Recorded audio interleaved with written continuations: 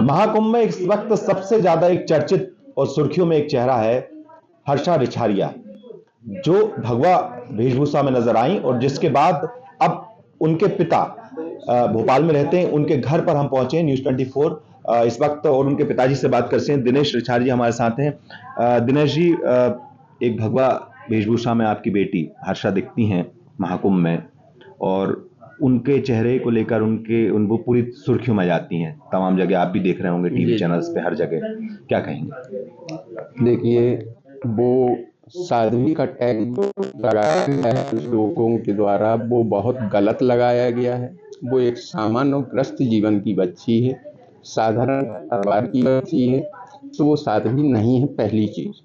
दूसरी चीज, वस्त्रों का जहाँ तक सवाल है, तो वो जहाँ जैसी सोसाइटी में जाती है उस हिसाब से वो माँ से खुद सलाह परामर्श करती है। उसकी माँ खुद बुटीक चलाती हैं, वही उसके कपड़े डिजाइन करती हैं, ना कि वो मार्केट से कपड़े खरीद के पहनती है।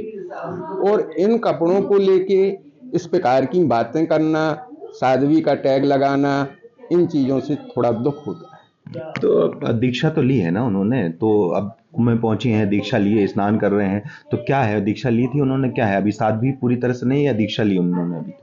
देखिए, ये गुरु दीक्षा है जो सामान्य लोग अपने जीवन में गुरु बनाते हैं, वो दीक्षा है, ना कि सन्यास की दीक्षा है। साध्वी की दीक्षा नहीं है, ये सामान्य गुरु दीक्षा है। वहाँ रहती है, वो ऋषिकेश में रह के अपना काम कर रही थी। उसी समय उन्हें गुरुजी अच्छे लगे, वहाँ जाके उसने जानकारी ली, उनके महत्व को समझा, उनके श्री चरणों में जाके निवेदन किया। शंकराचार्य जी ने हामी भर दी, गुरु दीक्षा दी।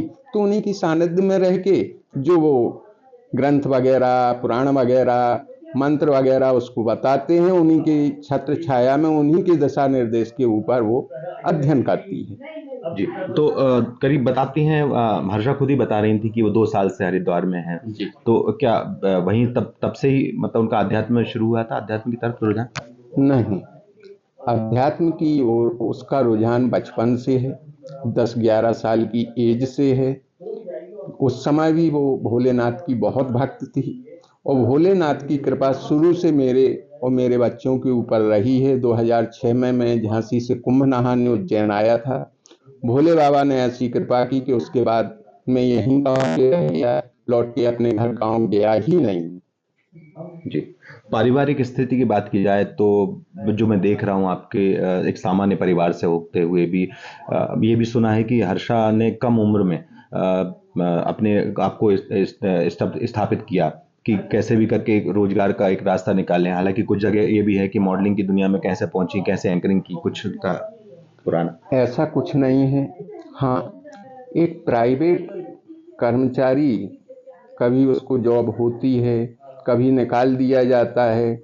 और प्राइवेट जॉब में खास तौर से बसवाजी, जो एक कंडक्टर ड्राइवर की ज़िंदगी होती है, वो बड़ी विचित्र होती है। मेहनत दिन रात करेगा, लेकिन कब सेठ का मूड पलट जाए और कब वो आपको नौकरी से निकाल दे और घर बैठना पड़ जाए, तो ये परिस्थितियां हम लोगों के साथ काफ़ी समय से रही हैं। वो संघर्ष उसने अपने पिता का देखा है, इसलिए उसने कम उम्र में भी अपने घर में हाथ बटाने की कोशिश की। तो कैसे ये परिवर्तन आया, बस ये जानना चाहते हो। आप पिता हैं, जब आप अपने बच्चों में बदलाव देखते हैं कि मॉडलिंग से एक ग्लैमर की दुनिया से जब वो एक आध्यात्म की तरफ बढ़ती हैं, आपकी बच्ची, तो इस बदलाव को किस तरह से देखते हैं? पहली चीज, वो उस दुनिया में रहना उसकी मजबूरी थी, शौक नहीं। क्योंकि कभी किसी मीडिया ने या आम आदमी ने उसको कभी ना तो लेट नाइट पार्टियों में देखा होगा, ना उल्टी सीधी हरकतों में देखा होगा, ना यार दोस्तों के साथ पार्टी मनाते हुए देखा होगा। जन्मदिन भी जब भी मनाया उसने तो किसी मंदिर में जाके मनाती थी, वो ऐसे पार्टियां नहीं करती थी। रही बात अध्यात्म की ओर जाने का, तो वो उसका अपना फैसला है, उसमें माँ बाप कोई तकलीफ नहीं है, हम लोगों को खुशी है। बच्चे, एक ब्राह्मण समाज के बच्चे खास तौर से जो ब्राह्मण कुल में जन्म लेते हैं, उनको बचपन से अपने कर्म धर्म का ध्यान रखना चाहिए, अपने धर्म के प्रति स्नेह रखना चाहिए, उसकी ओर जाना चाहिए, जाने की कोशिश करना चाहिए।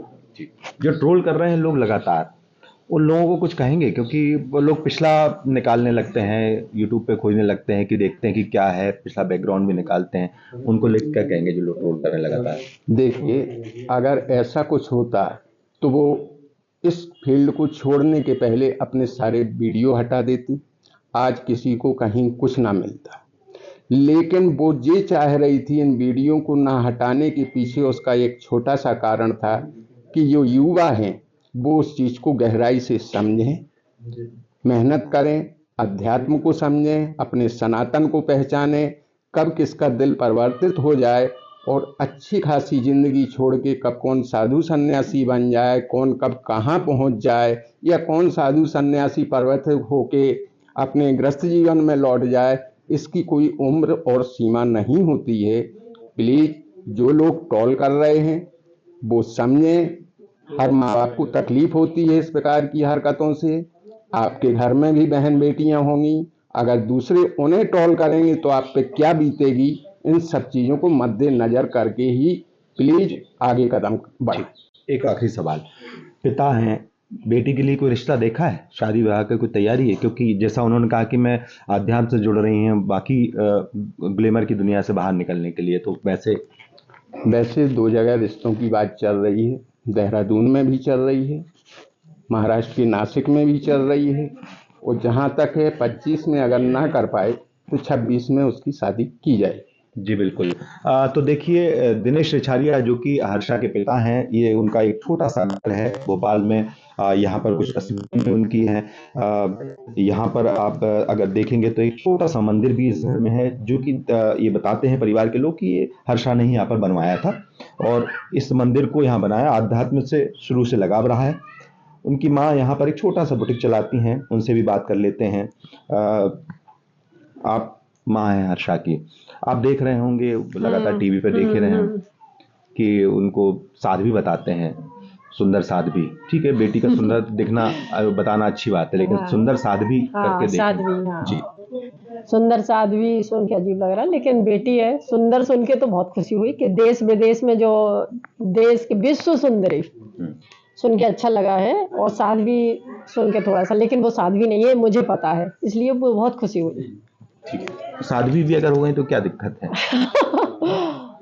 नहीं चाहते, क्योंकि एक ही बेटी है ना। पूजा पाठ करना एक अलग चीज है, और बिल्कुल अपने घर परिवार से मोह त्याग देना साध्वी, वो एक अलग चीज होती है। देखिए, आप, मुझे लगता है कि माँ सबसे करीब रहती बेटी के।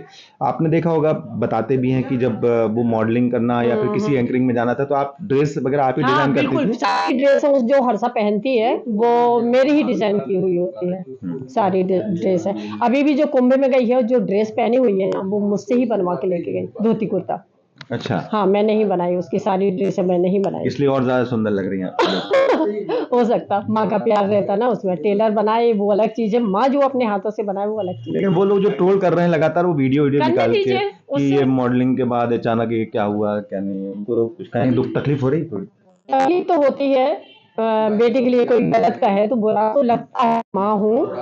लेकिन वो जहाँ इस समय है, गुरु के पास है, गुरु की सेवा कर रही है, जहाँ बड़े बड़े लोग पहुंच नहीं पा रहे, आज उसको कॉल कर रहे हैं कि गुरु के दर्शन करवा दो, मिलवा दो।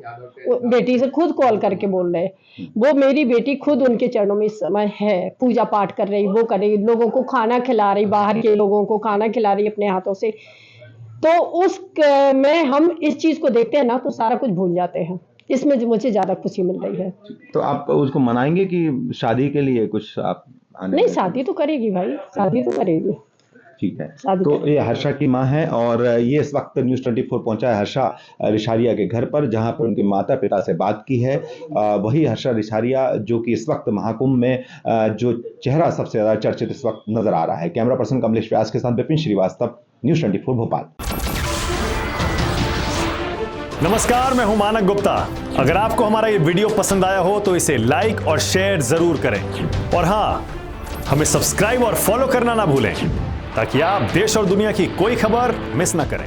तो जुड़े रहिए हमारे साथ और देखते रहिए न्यूज़ 24।